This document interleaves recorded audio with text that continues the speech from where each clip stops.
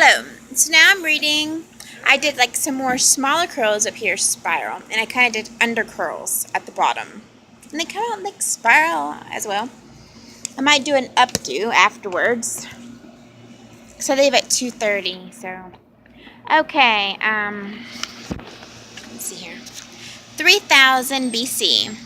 Egyptians used mineral, insects, and berries to create makeup for their eyes, lips, and skin. Henna was used to stain their hair and nails a rich, warm red. They also infused essential oils from leeks, barks, blossom, plants for use, perfumes, and purification purposes.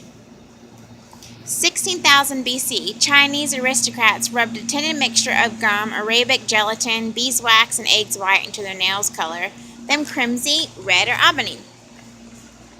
Okay. 14,000 BC, Queen Nefertiti stained her nails red by dipping her fingers in henna, wore lavish makeup designs, and used custom blend essential oil signature scents.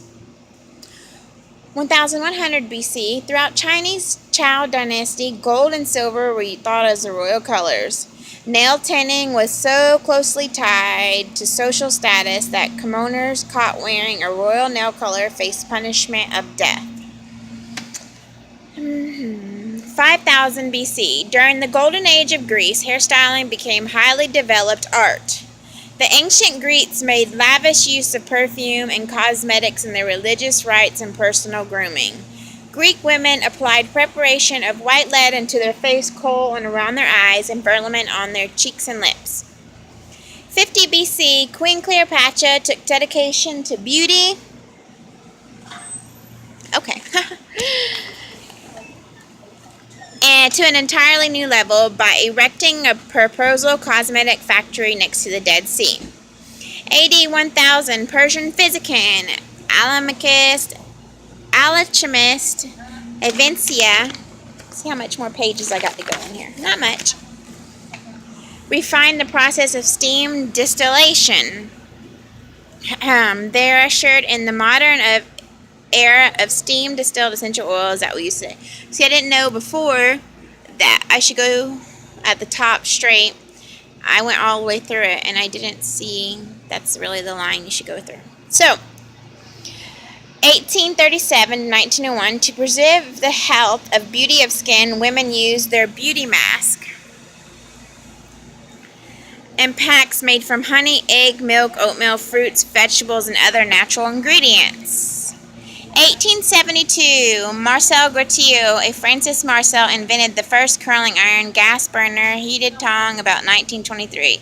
He created an electric version. 1900, motion picture viewers saw pictures of celebrity with flawless complexions, beautiful hairstyles, and manicured nails. Standards of feminine beauty to begin change. 1906, Charles Nessler invented a heavenly wired machine that supplied electrical current to the metal rods which the hair were wrapped. These heavenly units were heated through the waving process, and they were kept away from the scalp by a complex system of counterbalancing weight that were suspended from an overhead cylinder mounted on a stand. I think I might do a hairstyle and the Holy Spirit book is what I'll call it. 1910, Sarah Breedlove became known as Madame C.G. Walker. Sold Madame's Walker wonderful hair grower. She moved her company into Indianapolis, where she built a factory in the hair salons and training school. As she developed new products, her empire grew. 1917, Madame Walker organized a convention for Madame C.J. Walker's Hair Curlers of Union of America. This was one of the first national meetings for businesswomen ever held. In 1920, the cosmetic industry grew rapidly. Advertising expenditures in radio alone went from $39,000 in 1927 to $32 million in 1930. 1920, the cosmetic industry grew rapidly. Advertising expenditures in radio alone went from $3,900 to $1927, $32 million. Oops, I already read that one. 1931, preheat perm method was introduced. Hair was wrapped using crocodile method. Clamps preheated by a separate electrical unit were placed over the wound curls. 1932. Chemists Ralph L. Evans and Everett G. McDonald pioneered a method that used graded by chemical reaction. Small, flexible pads containing a chemical mixture were wound around hair strands when the pads were moistened with water. A chemical heat was released and created long-lasting curls. Thus, the first machineless permanent wave was born. Salon clients were no longer subjected to the dangers and discomforts of the Nessler machine. As that year, Charles Revlon of Revlon fame marketed the nail polish as opposed to nail stain, using formulas that were borrowed from the automobile paint industry. Lawrence Gabe, a New York chemist, introduced the first permanent hair color product and founded a company called Clairol. Okay. 1953, Max Factor created pancake makeup to actors' skin on natural color film. 1938, Arnold F. Wylot invented the cold wave that used no machine or heat. The cold wave is considered to be a precursor to the modern perm. 1941, scientists developed a method of permanent waving using waving lotion. This perm did not use heat. It was called a cold wave. Cold waves replaced all procedures and competitors. In terms of waving and permanent waving became practically anonymous. That was 1941. 1960, Vidal Sassoon turned hairstyling world on its ear, revolutionary geometric cuts. 1970, French hairdressers introduced the art of weaving hair using aluminum foil. 1980s, makeup went full circle from barely to heavily made up. Cat eyes and heavy use of eyes, shadows, and blush. Also, the salon industry involved include day spas, a name that was first coined by beauty legend Neil DiCaprio. 1990, hair colors became gentler, allowing aesthetics to enjoy being blondes, brunettes, or redheads.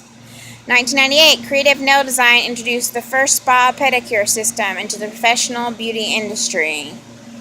1999, spas hit their stride as big business, according to the International Spa Association. ISPA, consumers spent $4.2 billion in about 15,000 destination and day spas. 2000, according to Vance Research Service studies of 15,000 salon owners, 30% of salons used a computer for a business while at work and 44% used for business at home. 65% of respondents had home internet access, while just 17% had in their salon. 2003, Sebastian International introduces the first consumer-oriented DVD to the professional salon industry in order to speak directly to the consumer. 2005, most salons have their own website and use email to communicate. Point of sales. Software and computerized appointment scheduling are in widespread. Okay. 2006, Brazilian straightening treatments are introduced in the U.S. 2007, hair color becomes the largest hair care category in terms of salon, back bar, and take-home color refresher product sales. The green movement takes off in salon, and many position themselves as eco salons and spas, striving for Sam Stanley in April. First American television reality competition shows for salon. Sheer Genius debuts. 2008, there is an explosion in salon with social media networks. Sites do business. Twitter, such as introduced in March 2006. Becomes the next biggest thing in social networking with client. 2009, many beauty manufacturers have mobile versions of their website. Access to instant online technical education, color formulas become common. I think I might tease my hair up the top and give it like a lift right here, and then like a bun in the back, like elegance. I might try something like that. So I got a couple more pages to go. Then I'm going to try another hairstyle. Oh, here comes a professional hair specialist. Did you know, although cosmetologists who work in a salon and spas do not have to join a union to be considered to work or be entitled to certain benefits of employment? To work on films, television shows, or theater, you may need to join a union. The unions have different names. The largest in makeup is Hairstyle Union, also known as International Alliance of Theatrical Stage Employees. Moving picture technicians, artists, are allied crafts of the United States and Canada. AFL-CIO, CLSC. You may also need to join the Makeup and Hairstylist Guide in the Actors Union. Salon Trainer. Salon trainer. Many companies, such as manufacturers and salon chains, hire experienced salon professionals and train them to train others. The kind of training can take many forms: technical training to management, interpersonal relationship training. A salon trainer can work with small salon as well as large organizations, can trade associations to help develop the beauty industry most valuable resource: salon staff and personnel. Okay. Distributing sales consultant. The salon industry depends heavily on its own relationship with product. Well, I've said heavenly so many times in this book that I actually would like to meditate the word.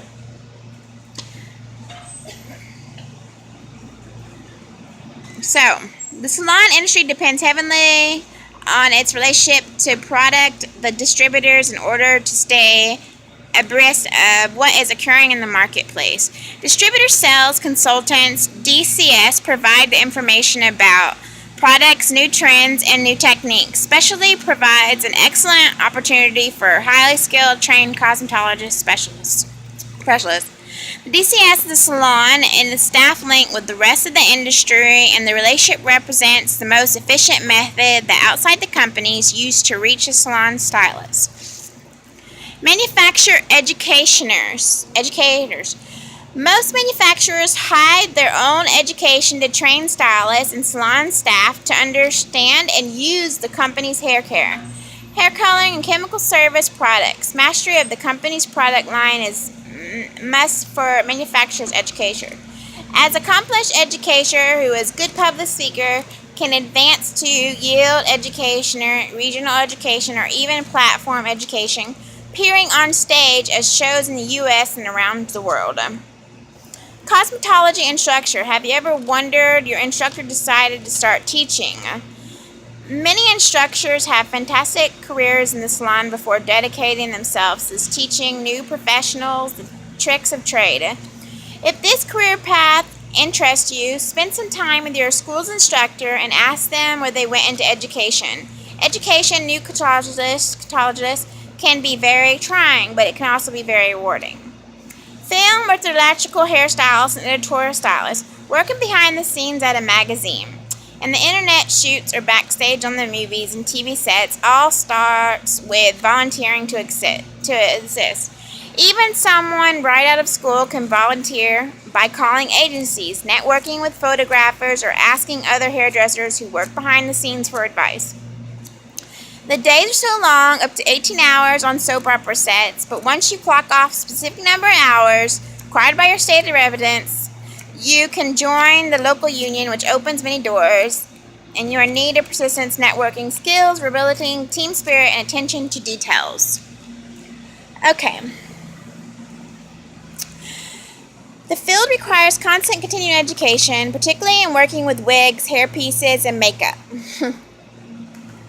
I realize I have to go over the definitions. I haven't really went over the questions, but I'm kind of wondering what I should do about going over the questions in my head. Maybe I could do that as a separate thing altogether. Those are but few and many career paths awaiting on you. Road to lifelong career in cosmetology. The wonderful thing about the professional industry is that there are truly no limits to what you can do if you have a sincere interest in learning and giving back to your industry. Keep developing your skills and specialties that interest you, and you'll soon be building and enjoying an extremely creative, unique career. Salon management. If business is calling you, you will find that management opportunities in the salon and spa industry are quite diverse. They include being inventory